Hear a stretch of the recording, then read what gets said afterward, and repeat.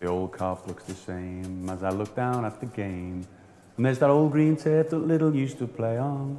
Now St. John and Hunt and Peter Thompson score the goals when Shankly wants them. It's good to see the greatest team at home.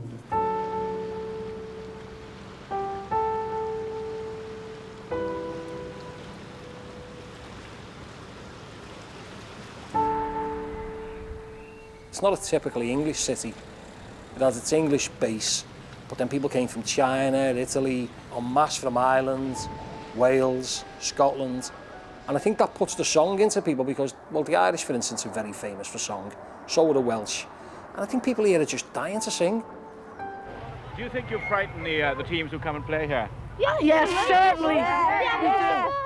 Why do you think it is that you boys here in Liverpool give so much more noisy support to your team than any other people? Got big mouths.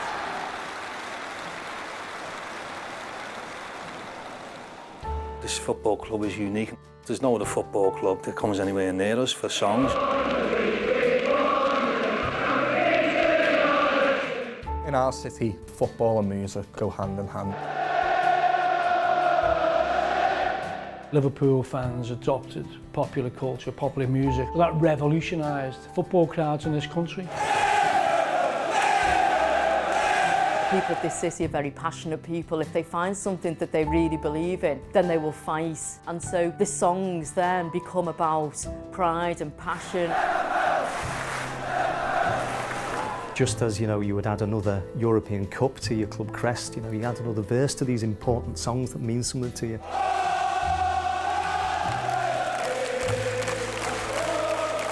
Liverpool fans want to be different. Liverpool fans are different. If you look back at it, it's quite telling. It's almost you could do a cultural map of it.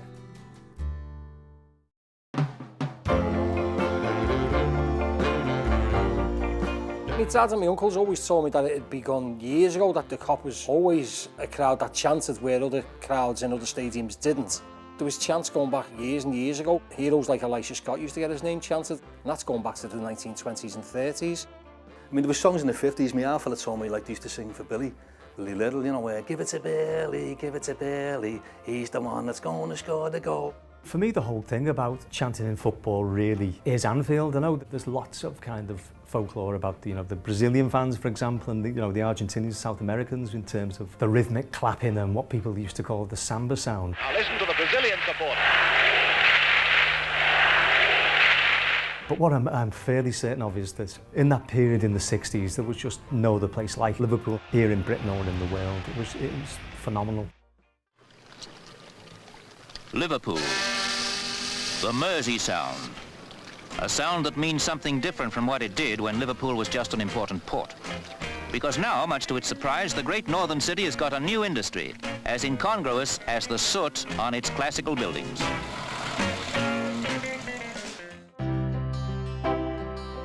The kind of history of football songs, and especially Liverpool ones, it's so important because it's a cultural thing. Merseyside at that time had the Beatles, Jelly and the Pacemakers, Mersey Beats. It was the musical centre of the universe, and it was boom time, the docks were bouncing and stuff like that. There was a great creative spark on in Liverpool, artistic, cultural and political in the mid-60s. It felt good to be alive in Liverpool at the time. Harold Wilson was our Highton MP, he was the Prime Minister. Great Liverpool writers around there at the time, the comedians were there. The Beatles were at #1 every week. The Beatles especially transformed popular culture. The very fact that all the media was coming to the city, I think it was a way of people expressing themselves. And of course, in the midst of all this, you have great Bill Shankly, who fed off it, the Liverpool kind of arrogance, if you like, the Liverpool sense of superiority. Shankly was bang in the middle of that. Everything snowballed with Bill Shankly. He hypnotised us all. We would have followed him to the end of the year. We believed every word he said. And if you're a member of the Kop, you feel as if you're a member of a big society where you've got thousands of friends all around about you. It's an enormous terrace. It beggars belief. People look at Dortmund's yellow wall or whatever. But the Kop held, not short of 30,000 people, predominantly young, working class Liverpudlians, proud as anything, not just in the team, but in the city and in the music and in the culture. And you can see that kind of bravado. It's just seething out of the place, literally. This season, over 2 million people on Merseyside have watched Liverpool or their neighbours Everton, last year's champions. But they don't behave like any other football crowd. especially not at one end of Anfield ground on the Kop. We used to get in the Kop about 2 hours earlier because there used to be a lockout every game. The Kop got a tannoy system in 63, 64, so once that went in, you could play the record, so the Kop started joining in. The music the crowd sings is the music that Liverpool has sent echoing around the world.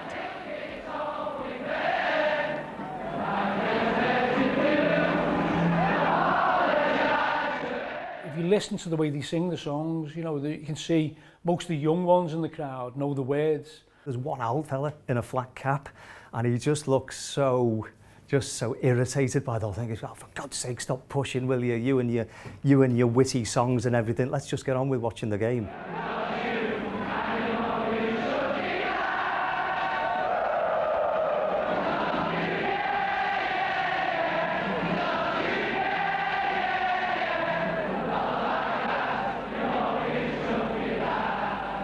At that time, it was probably 25,000 people, but if you tried to do it today with 12,000 people, you couldn't do it. You couldn't get the crowd to sing like the crowd was singing that day. She Loves You and Cilla Black's one. I mean, if someone said to you, we're going to sing a Cilla Black song at the match, but it was brilliant.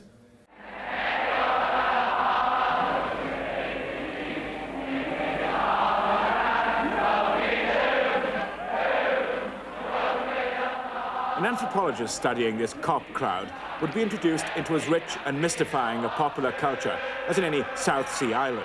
What he's trying to define is something that's spontaneous and momentous and very, very peculiarly of its culture and of its time.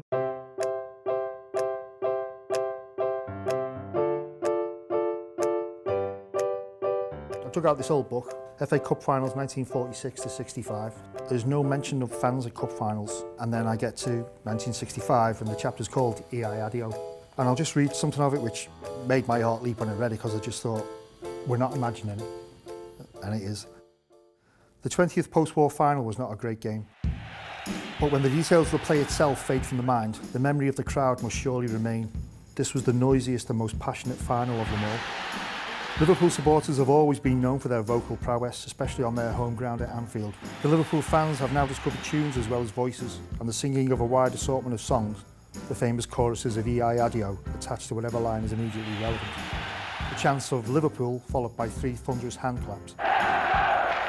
The rhythmic swaying in time to the beat, all combined to make the crowd an entertainment in itself and a great sense of inspiration to the players.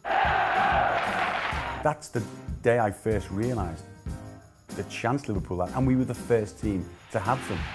We'd be going around Wembley with the cup. EI Adio, we won the cup. The Queen's wearing red. Now the cup was theirs to take home and make the Mersey beat as it's never done before.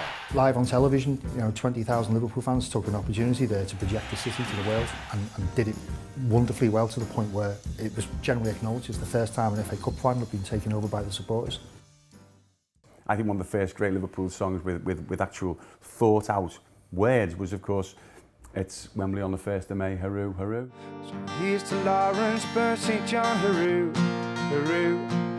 Milne, Yates and Stevenson, hurroo, hurroo.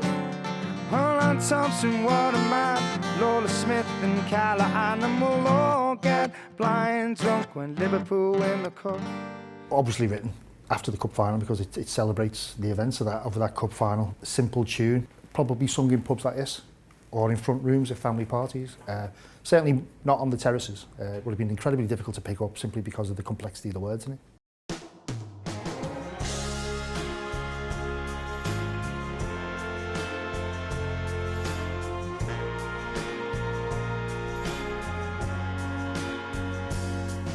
We got the nickname the Kop Choir. There was myself and the 3 Lloyd brothers. I used to take the guitar into the Fountains Abbey, you know, and we'd have a sing-song there. Liverpool, hallelujah, hallelujah, Liverpool,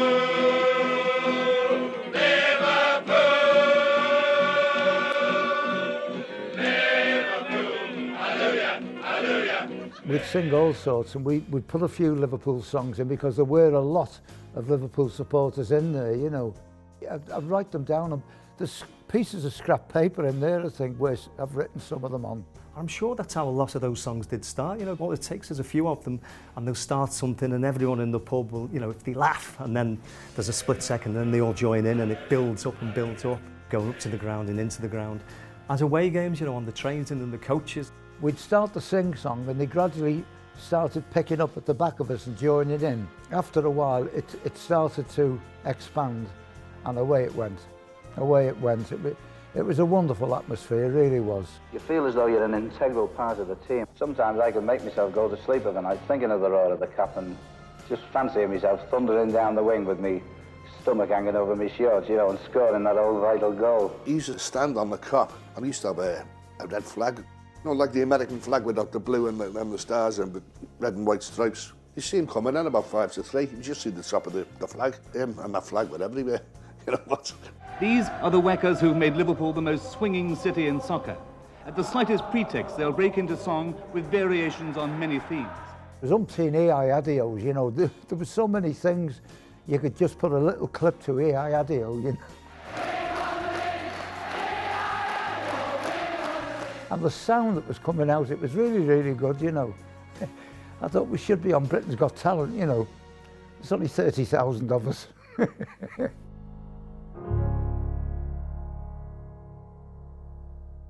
They chant, they sway, they sing. It's a strange phenomenon, whether you're interested in football or not.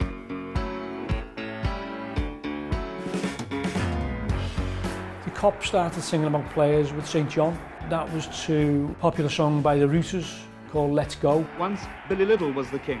Now the halo is worn by St John. You got in for 1:30 through the gates open the Anfield Road, and the first song would be Let's Go. So the Kop picked up on that, so it was St John. Say Roger Hunt is wonderful. Say Roger Hunt is wonderful. Sammy Lawrence, Sammy Lawrence. It's Cali, it's Cali, it's Cali. Bobby Graham, viva Bobby Graham. He shot, he scored, and all the Kop I saw, Brian Hall, Brian Hall. Na na na na, hey hey, kiss me goodbye bye. I think it was Steam became na na na na na na na na. Hey hey hey. Alan Evans, Alan Evans, Alan Evans. Hey hey hey. Alan Evans. Alan Evans, Alan Evans. Liverpool's got Keegan in the middle, that's why it's called Supreme. Kevin Keegan walks on water, tra la la la la la la. And of course Deep Purple's Black Knight. Na na na na na na na na na na na. Stevie. Highway. Manfred Mann, the Mighty Quinn. Come on without, come on within. Not see nothing like the mighty Emlyn. Nice one, Emlyn. Nice one, son. Nice one, Emlyn. Let's have another one. Everybody did have a chant, and it was chanted every game, usually before kick-off, while the players are warming up. We are the Scousers, the cock of the north. We all make Man City United, of course. We all drink whiskey and bottles of brown. All the Liverpool boys are in town. Most of the songs in the late 60s, early 70s are like about aggression.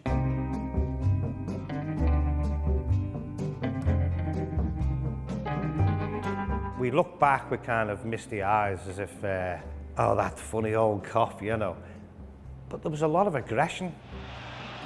Bertie Mee said to Bill Shankly, have you heard of the North Bank Ivory? Shankly said, no, don't think so, but I've heard of the Annie Road Aggro.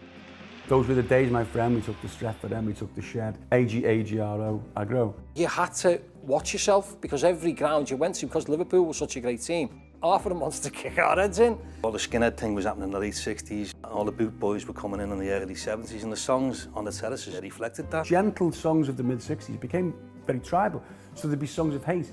We All Ate Leeds and Leeds was the anthem of about 1969 to 71. Great song as well, good Dam Busters theme.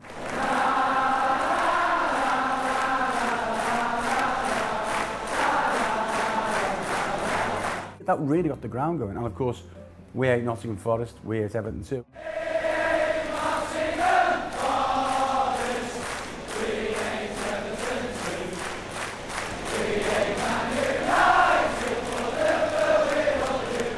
I can only imagine that poor old Nottingham Forest became the objects of our disapproval because it scanned. That was sung way before they won European Cups. It just scanned well. It could have been We Ate Sheffield Wednesday. We ate West Ham United, I don't know. Because I remember at the time thinking, I don't really hate Nottingham Forest, what have they done? They're not that good, you know. Everton and Man United, obviously. We've had loads about Everton, haven't we? We've had that many, I've forgotten them. And they changed the words from American Pie, you know, to bye-bye, Harry Catterick, bye-bye. Bye-bye, Harry Catterick, bye-bye. you go into the second division, bye-bye. That is a classic Liverpool song because it's adopting popular music, but also changing the words, but there's an element of humour in there as well.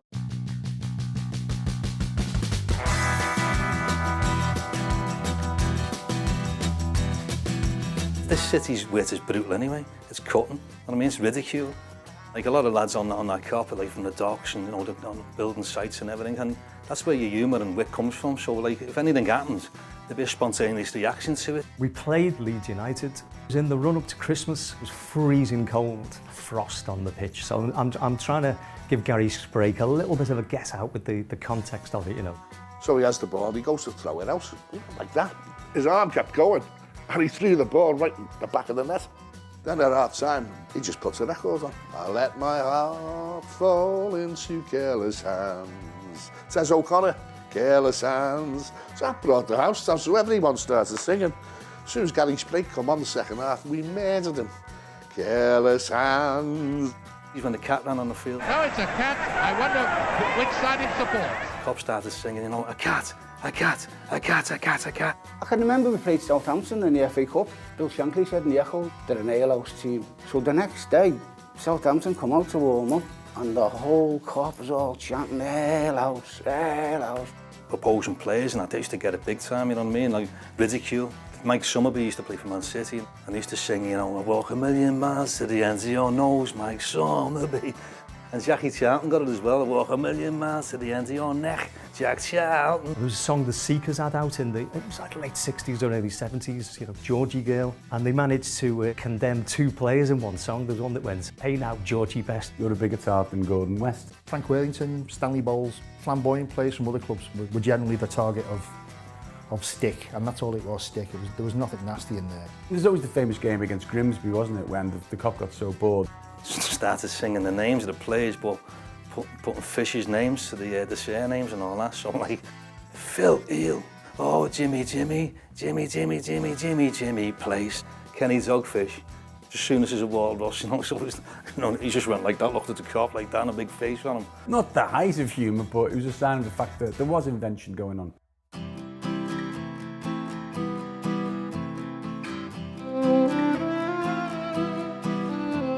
O'clock last Tuesday morning, 120 enthusiastic Liverpool supporters set out for Budapest to watch their darlings play the first leg of their European Cup Winners' Cup match against Honvéd, the pride of Hungary.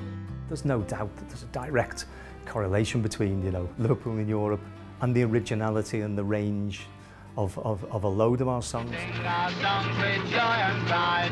Every time we watch our sign. In all the leagues we are the top, and members of the mighty Kop. They were with Aer Lingus. Try and go aboard now with a guitar, they wouldn't let you on board, you know. Liverpool supporters, we're a happy band. That's because we're following the best team in the land. None of us really knew that much about foreign travel. It was only, you know, your places like Benidorm only really got going in the mid-70s. But we learned pretty quick. Scousers, as you know, are very streetwise anyway. And we were ahead of the game. Almost like when sailors used to come back to Liverpool with records. We were coming back to Liverpool with foreign songs. Anfield so full, the gates were opened at 3 o'clock. That is 4.5 hours before the kick-off. Nothing shocks anyone these days, but I remember them playing Inter Milan. Inter in the white shirts who kick off. On the old footage, you can hear the commentator saying, oh my God, you know, they're singing Go Back to Italy to Inter Milan. Now the crowd singing Go Back to Italy. Go back to Italy. It just spread from one end of the Kop to the back to the front, you know. Well, I've never heard words like that to Santa Lucia before in my life.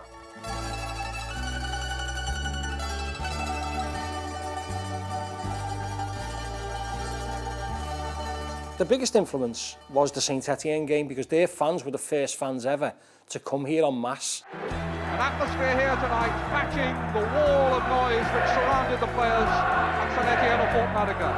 They had brilliant scarves and they had a very, very robust fan culture of their own. Great songs, didn't he, which came our way. They sang Ave Maria to Ave Saint Etienne, and I still think about it, it's so haunting. They sang it dead slow, Their two kind of big chants were, you know, allez les verts, just like allez les verts, and also allez les verts, allez les verts. We obviously had our, you know, our two versions of that, you know, which we became kind of staples of the Kop repertoire. And someone probably went to college or something, found out that Rouge was red. So we started singing Allez les Rouge. Allez les Rouge, allez les Rouge. And we were going to away games and singing it, and away fans were looking at us and like, what are these on about? We felt continental. We felt we were going to conquer foreign lands. One of the classic ones which we were so proud of was On Our Way to Rome. That took off weeks before the European Cup final, 77. After beating Zurich in the run-up to winning both the league and the European Cup at the end of that season, it started to get louder and louder each game. So by the time we played West Ham in the last game to win the title, nobody was singing about Wembley, everybody was singing about Rome. We're on our way to Rome on the 25th of May.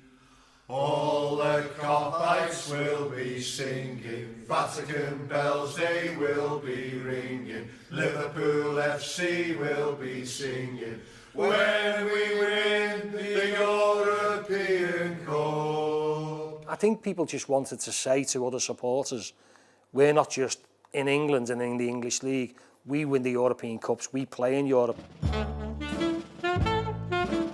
Countries you went to, you tended to adopt famous songs from that country.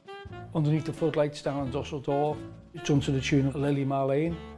Underneath the floodlights down in Dusseldorf, all the Kopites singing, bevied up of course.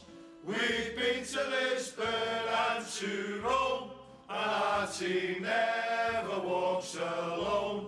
We're going back to Wembley to bring the cup back home. It celebrates the journey, which is what a lot of people who travel abroad watching Liverpool, that's what they celebrate more than anything else. It's the experiences they've had and the lengths and breadths, literally, that they've gone to. I mean, there was a great one in Paris and it just came from nowhere. Scouser and Gay Paris, that's based on a song called, I think it's called The Bridges of the Seine. How would you like to be a Scouser in Gay Paris, walking along on the banks of the Seine, winning the European Cup once again? I went up the Eiffel Tower, but only for half an hour. Because we won't be late when we celebrate victory in Gay Paris. For 81, that was the tune everyone was singing, apart from On the Dole in Paris, drinking wine, which was another classic. I'm going to talk about my favourite Liverpool song. I think this one sums up everything that you need for a great Liverpool song. For a start, it's simple. It's stitched into a big Liverpool story. It's different and it's boastful and it's ours. And it's just the simple Campione, Campione, Campione Liverpool. Now, we've got that because we won the European Cup in Rome, against Rome, on their own pitch in front of their own fans. It reinforces the fact that Liverpool are champions, the European champions, they're a European team. They're big, you know, with a capital B. And subsequently, every other Mickey Mouse team that tries to sing it gets it wrong because they're not originators, they're followers, and they're welcome to say Champione, but there's only one Campione, and that's the Reds. It's not about we ain't Nottingham Forest, who cares about Nottingham Forest, or Everton, or Man United. We've left all that behind, but above all that, we are now European royalty. We've been to Nice, we've been to Greece, won the treble out in Rome. We've been to Moscow and Monte Carlo and never walked alone. We've been Europe's kings and we've seen some things that a blue nose will never see. We are the Spine Kop, the boys from LFC. To that tune. Yeah. Top singing there.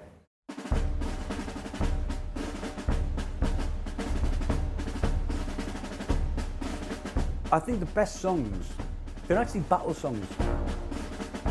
Battle songs and songs that reference old military campaigns have to be rousing because it's part of the propaganda. We all sing this song, we all get fired up, we go out there and beat the enemy. 1970 was 25 years after the end of the war. By the time I started going the game, there were guys standing on the Kop who'd obviously been in the trenches. Plus, that era of ours, we were bombarded with TV programmes and films about the war. And I can think of 5 Liverpool battle songs specific to wars, if you like. What can we sing for John Toshak? He's Welsh. The only Welsh song anybody knew was Men of Harlech. Men of Harlech, which goes back to the 16th century, owing Glendower against the English.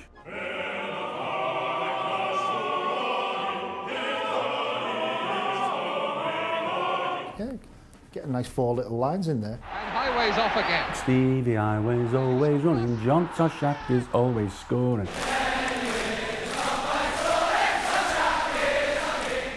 Long way to Tipperary, First World War. It's a long way to Tipperary, it's a long way to go. It's a long way to Wembley Stadium for the greatest team I know. We Shall Not Be Moved, which I know Everton claim is theirs, but we sang that a hell of a lot. It's a great American civil rights one.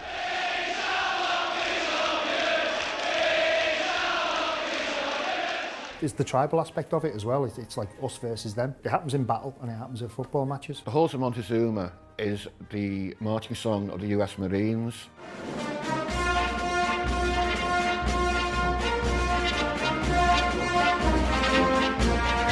It's a song you'd heard again from World War II films, Suck Off Again. We are the men from the Anfield spying Kop. Our team is Liverpool FC.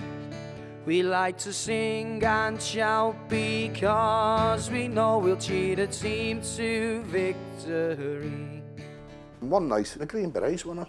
So I'd been to local, had a few pints, I was ready for the game the next day, all motivated. And I went, this could be a cracker, this, you know, for the football. So I started, first of all, I put the title down, the Green Berets. So, because if the tune's not there the next morning, it's gone out your head, you know what I mean? So I wrote a few little words down on the tune. Now the song's about a football team. And then there's the first line, and then underneath, the greatest team you've ever seen. That's the second line. That team that plays total football, won the league, Europe and all. And then the chorus then, so it was, lie the beds upon my chest. We are men of Shankly's best. That team that plays the Liverpool way and wins the league and the cup in May. And then he goes to the next verse and so on, you know. That's a wet me whistle.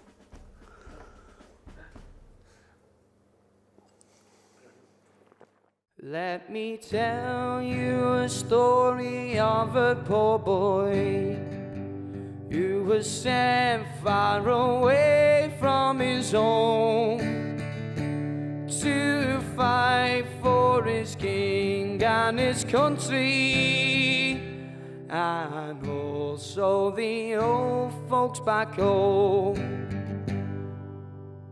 As most folk songs do, it sets up, doesn't it, the idea of who's the fella, who's the song about, who is this fella, and it's the story of a young boy.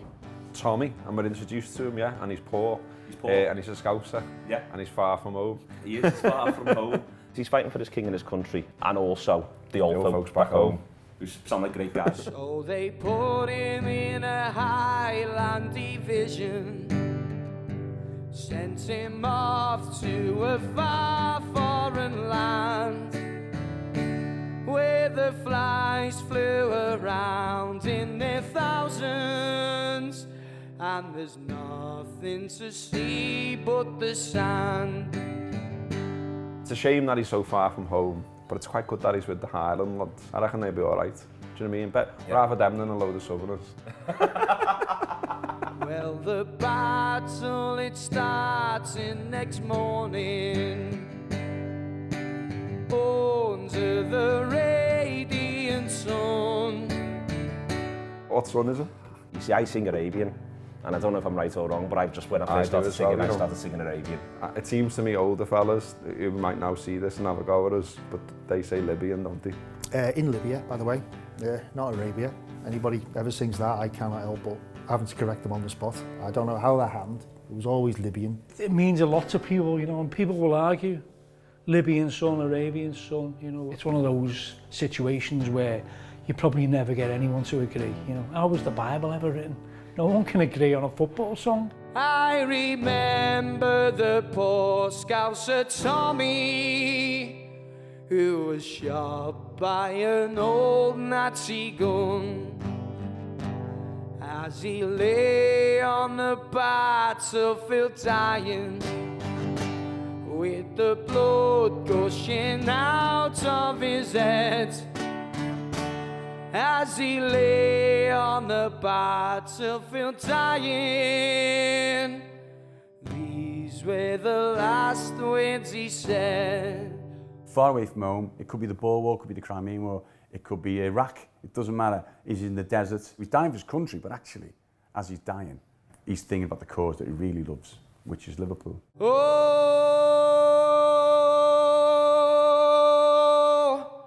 I am a Liverpudlian and I come from the spying Kop.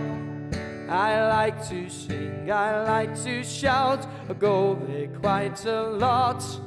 We support a team that plays in red, it's a team that we all know, a team that we call Liverpool, and to glory we will go. Pre-internet, that was how you sort of earned your stripes as a Red. If you knew every word to Postcoats of Tommy before, you could sort of Google the lyrics, you know what I mean? That was how you knew you were a good Red. For me, this is the ultimate football song. It tells a story. It tells a story that's not that relevant to the players on the pitch in the modern game. And not many clubs have got it. Not many clubs have got a song like Postcoats of Tommy in their back catalogue. We've won the league, we've won the cup, and we've been to Europe too. We played the toughies for a laugh, we left them feeling blue. I remember being at Ipswich Town in '76. The whole Ipswich crowd was just staring at us, you know, from side to side. And, you know, at time, these Ipswich fans come to us by the divide and asked us to write a song out. They come with a pen and paper. It took me about half an hour to write it out for them, give to them. Like, so you can imagine all Ipswich fans going, I don't know, Postcoats of Tommy.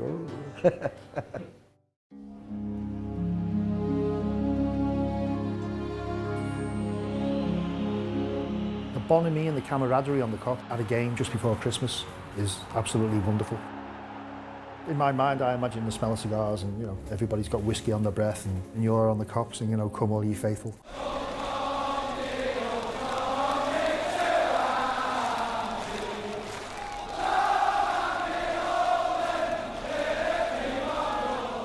As Postcoats of Tommy said, look, I'm down for my country, but really, I'm more bothered about Liverpool. That song was saying, this is religious, but really, our real religion is Liverpool. And again, it's another one of those great songs which just lends itself wonderfully because it's about the faithful travelling to somewhere to see their religion. And it's Anfield and the Spying Kop. There was an announcement in the tannoy one Christmas. Jimmy Hill wants to open match of the day with Liverpool fans singing, Oh Come All Ye Faithful. So the microphones are set up, everybody. Just before kick-off, can you give us a really good rendition of it? Instead of singing, Oh Come All Ye Faithful, to a man, it was Jimmy Hill's It wouldn't stop. And the whole Kop, a few people started singing in the middle, and so we didn't sing it that Christmas. We just sang Jimmy Hill's It. And funny enough, they didn't put it out that night. But then there was the Johnny Mathis, When a Child Was Born, at Christmas when it was like a big hit. The whole Kop used to be humming it. No words to it, just humming it. Na, na, na, na, and swaying, and it was brilliant. And we've tried to get that going every Christmas for the last 10, 15 years. We're in the Kop going, na, na, na, na. And there's about 4 of us going like that, and we're going, come on, join in, will you?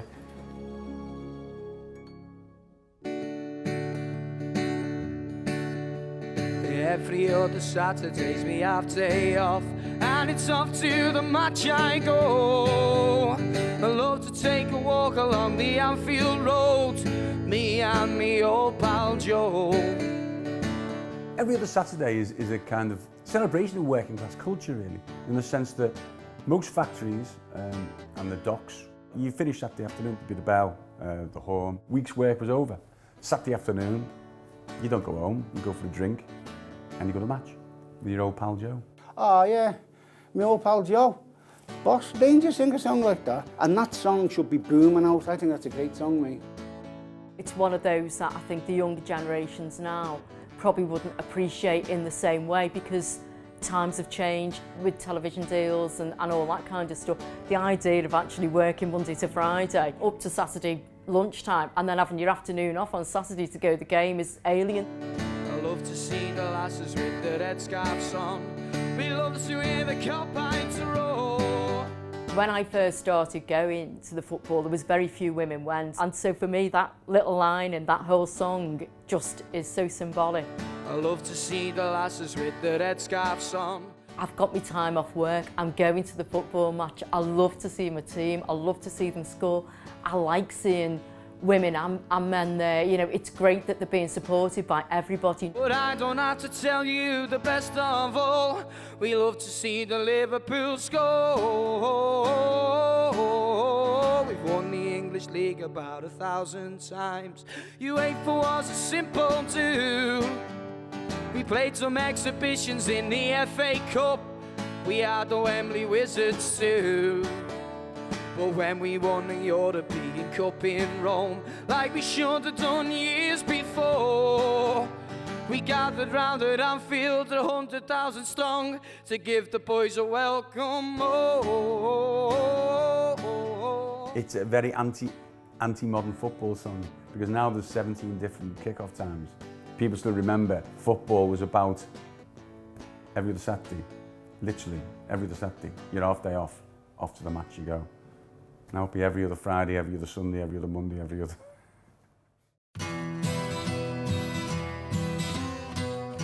Football fans, I think, get a bad reputation a lot of the time as being thugs, and particularly at that sort of time in the 70s and 80s. But some of the people that were there were absolutely amazing. They were so clever, so bright, so talented. I'm thinking friends of mine, people like Phil Aspinall, and people like Lenny Woods as well. Great, great Liverpool fan, sung all the songs everywhere. One of the best people I will ever meet was Bobby Wilcox, and he was a great man for being able to turn the worst defeat into the most fantastic victory, purely by his attitude and getting everybody up and running and singing Johnny Barnes. And that is one of the best songs ever. It's just fantastic.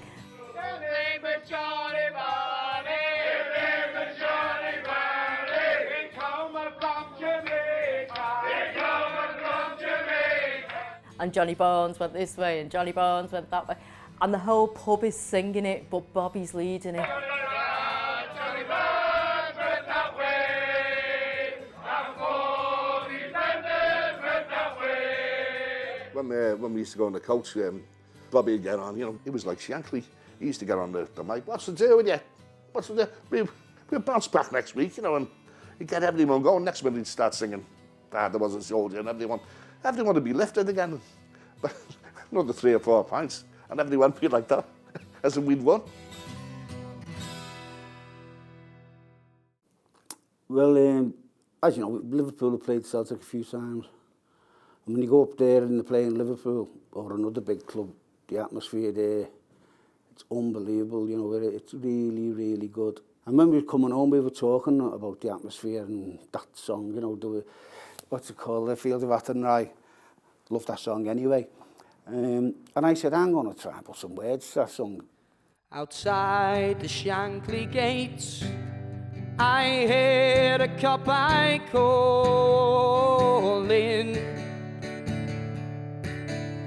Shankly, they have taken you away,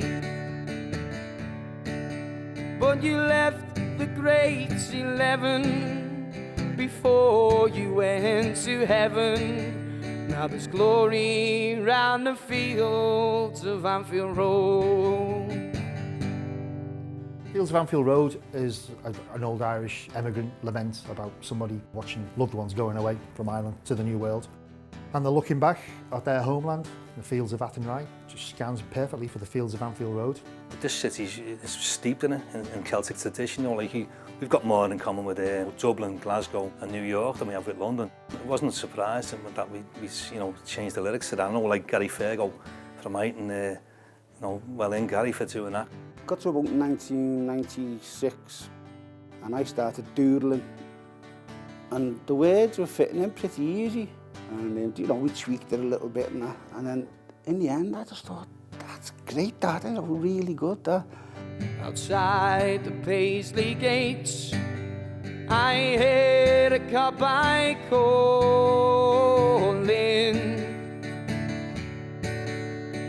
Paisley, they have taken you away. But you led the great 11 back in Rome in 77. Now the red men, they're still playing the same way. We were playing Sheffield Wednesday, and I said to my daughter, print that off for us 50 times. We started singing it in the pub, and then by the time we got to the ground, we had about 100 or something that were singing it, and everyone was nudging each other and they were looking at us and getting some terrible looks. You know, well, shut up, you know, and then every time we tried to sing it, we were shouting, Liverpool. Liverpool fans were not impressed at all, you know, they just weren't happy with it. There were certain people who were like, maybe thinking, oh, we're singing a Celtic song and, you know, it's an Irish rebel song. It got the blessing of a very famous Liverpool fan called Bobby Wilcox. And he just said, no, it's a famine song, it's okay. And so then everyone could sing it. It just seemed to go from there. Oh, round the field of Anfield Road, where once we watched the King Kenny play. Stevie Highway on the wing, we had dreams and songs to sing. Glory round the fields of Anfield Road. In terms of songs and banners, you know, I think there was a real resurgence with the arrival of Gerard Houllier in particular, and the way that, you know, he literally and metaphorically like kicked Liverpool into the 21st century. It gave us material to work with about the team, where before that there'd been sort of quite a quiet gap, and our success had been less than we've been used to, so I think there was probably less material or less things for people to put into words or into songs.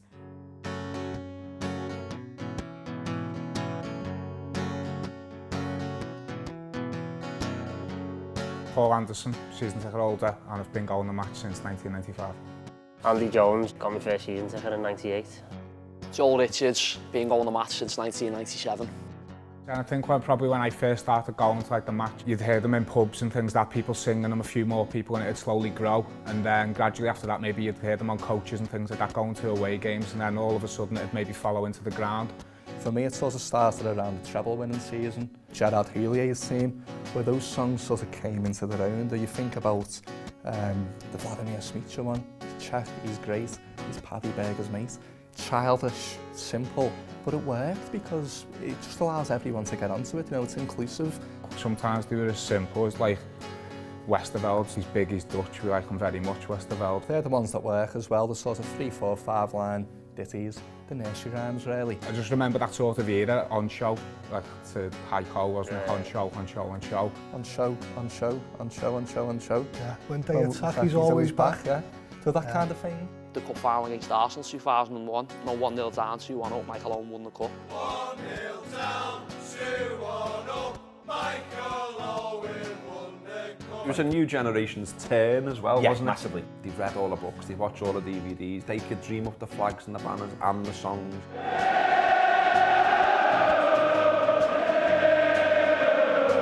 Houllier just had a simple one to go west by Pet Shop Boys.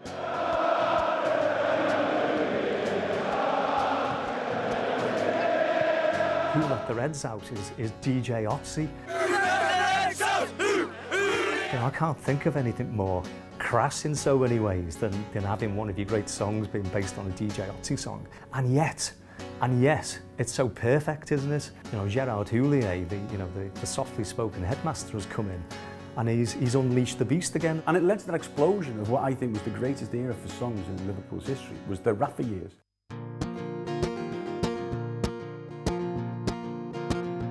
It was 2004 when Liverpool played Fulham. I heard somebody like humming a tune, and like a few of his mates were singing the tune. I'd never even heard of it. It turned out that song was Ring of Fire. There's no lyrics to it, but it's one of them just fantastic moments where it seems to have come out of nothing and it spreads and it doesn't need any explanation. Never more powerfully illustrated than in the last moments against Chelsea, where we've weathered the thing of, you know, them almost getting the equaliser right at the end. He's in there.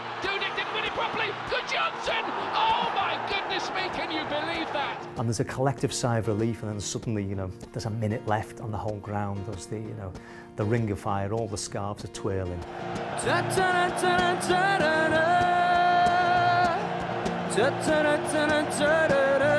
Shows how much of an influence that it can have, just starting from maybe a group of lads who probably, you know, been having a bit of a drink on the way down the match or whatever, singing a song that, like I say, I was 17 at the time, I didn't even know who Johnny Cash was.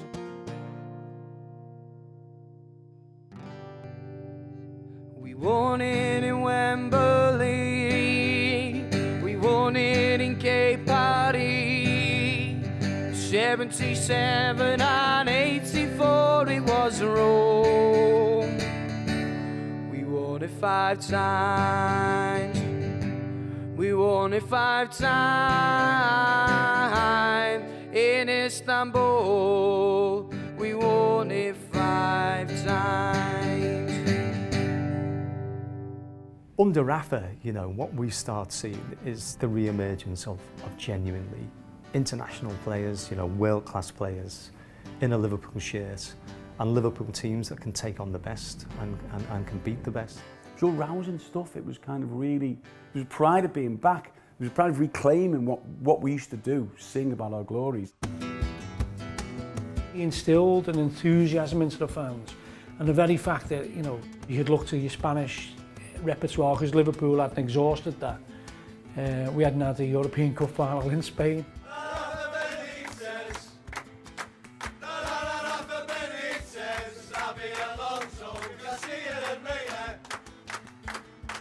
And then you've got Team of Carragher's.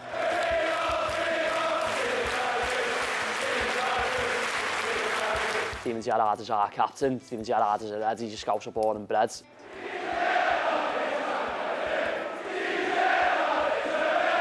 But I'm sure it's off at a Disney film. I think it might have been Robin Hood, I don't know. I think at that time it actually came from like a McDonald's advert, didn't it? All sides sing we're by far the greatest team the world has ever seen, and it's mostly never true, but we might have had the best midfield in the world.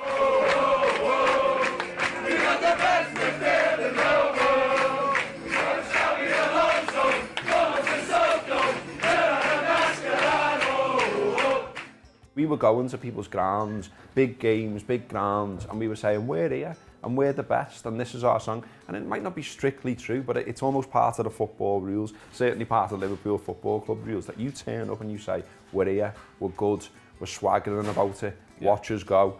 And you kind of think, we can get in their heads here. And they're looking at us going, well, I didn't think they were that good, but they're saying that they're best here. I'll watch out for these. And then before you know it, you know, we've beat them and we've won things. His armband proved he was a red Torres, Torres. You'll never walk alone, it said Torres, Torres. We bought the lad from sunny Spain, he gets the ball and scores again. Fernando Torres, Liverpool's number 9. The thing about the Torres chant was, it had everything. It's a very simple song. Against the battle song, we go back to Johnny Comes Marching Home. This vision came onto the pitch, you know, with blonde hair, and started scoring unbelievable goals. Like Alan Evans in 1968, you know, lots of man crushes going on there. We were going in the match, and every other week, Torres was pulling one out the bag. Probably the best striker I'd seen since Fowler. People were excited by it. The song bred confidence, didn't it? It was one of them type of songs that, you know, you look back on and think, you know, how and where did that come from? And, you know, at the time, how much it meant. You know, every time he scored a goal, everyone was like, we're going to bounce in a minute. That is my favourite. It is the threat of, no, we're going to bounce in a minute because we watched this side loads and we know the turn in the screw. And we know that the first goal is probably going to be scored by that fella. So we're going to bounce in a minute and you're going to have to accept it. It's on the cards. It was the time when Man City were doing the Poznan, we'd turn their back on the pitch. And Liverpool had this one where you put your arm around each other and you jumped up and down.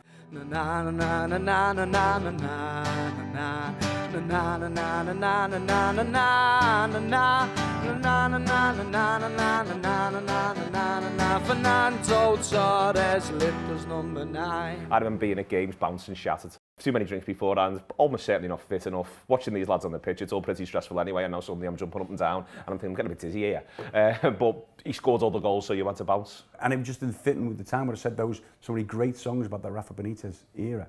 But the Torres one, it built and it built and you were bouncing. And it was one of those chants, you don't want to stop singing it.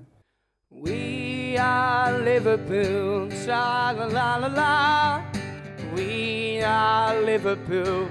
Tra la la la la la. We are Liverpool. Tra la la la la.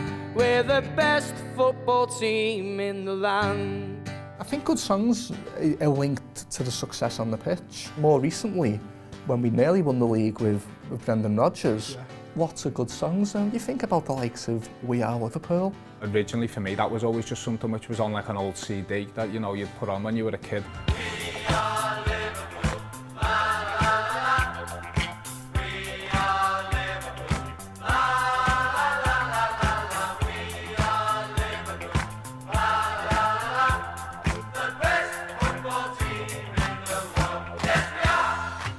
One of those things where people have latched onto, and then at a time when, you know, when Suarez is firing on all cylinders and we're playing what brilliant football, it just seems to fit the moment perfectly. So Poetry in Motion for that moment in time was absolutely perfect. Poetry in motion, tra la la la la. Poetry in motion, tra la la la la la. Poetry in motion, tra la la la la. We're the best football team in the land. I've got to be honest, I'm not a huge fan of saying tra-la-la in football songs. But you know, whatever the people want to sing, at the end of the day, it's about getting behind the team and making noise and making them go that extra yard and feel 10 foot tall and all that.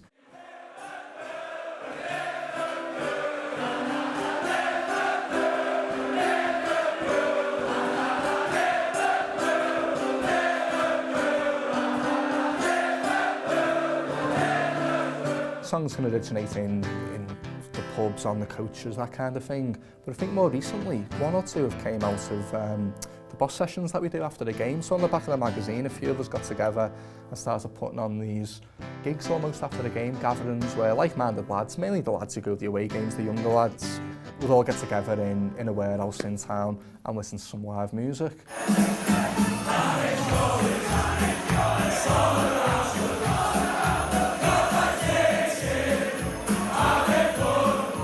Every now and again a song will come out of that. The Jordan Henderson one. Here's to you, Jordan Henderson. Kop, I'd love you more than you will know. You know, that came out that boss session and ended up on the Kop a few weeks later. These days anyway, social media's got a big part to play, hasn't it? It seems to spread, so as soon as it's on Facebook, Twitter or Instagram or something like that, it spreads. A couple of years ago, Jamie Webster, who plays for us, gets up and plays Opus, Life is Life, you know, some Austrian band from the 80s, starts playing this song. All of a sudden, all the lads start singing, Jürgen Klopp, na na na na na. Jürgen Klopp, na na na na. Jürgen Klopp, na na na na. And again, a few weeks later, it ends up That's his song, actually at the match, yeah.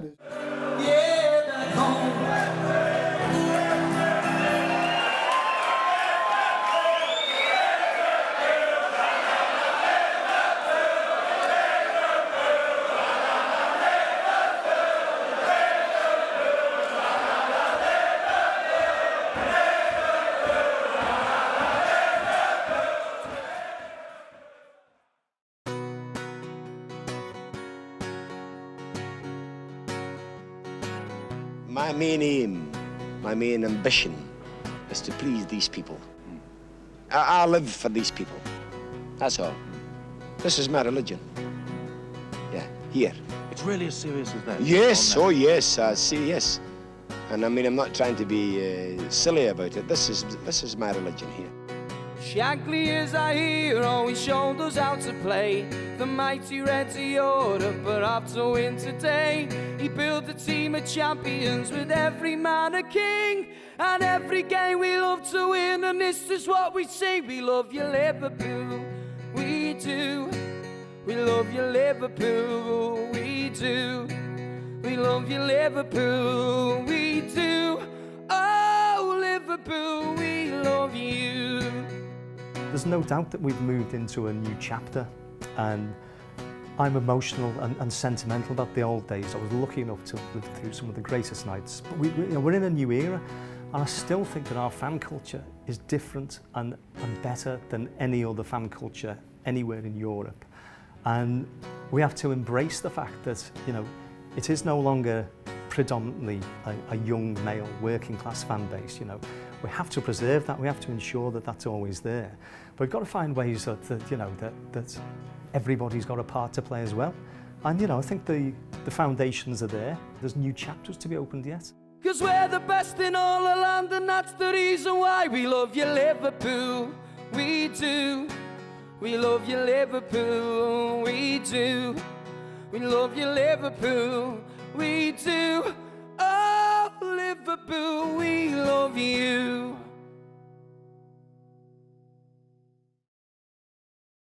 Football, births, weddings, funerals. It's the greatest football song in the world, and nobody as yet has come up with a song to come near it.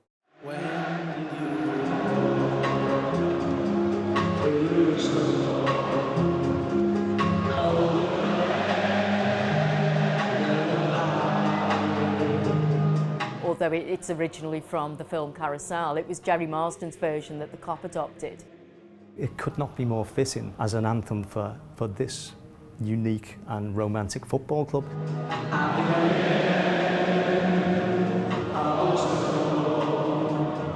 It's happy, it's sad, it's triumphant, but also it's closely linked with Hillsborough. After Hillsborough, it just totally changed. I know lads who find it hard to sing it now, you know, they get too emotional. As time goes on, it will also relate to like friends, because you know there'll be people who've passed away and stuff like that, and they've had You'll Never Walk Alone played at the funeral. Special song, isn't it?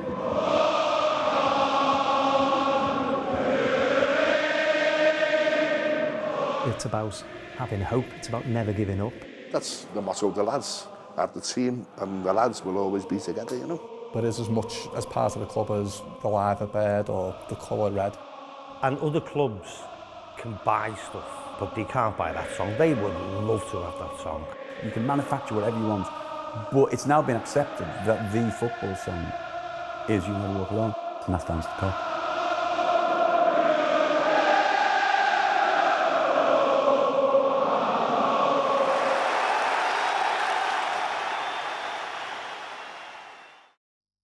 Show them the way to go home. They're tired and they want to go to bed, 'cause they're only half a football team compared to the boys in red. Oh, show them the way to go home. They're tired and they want to go to bed, 'cause they're only half a football team compared to the boys in red. Oh, show them the way to go home.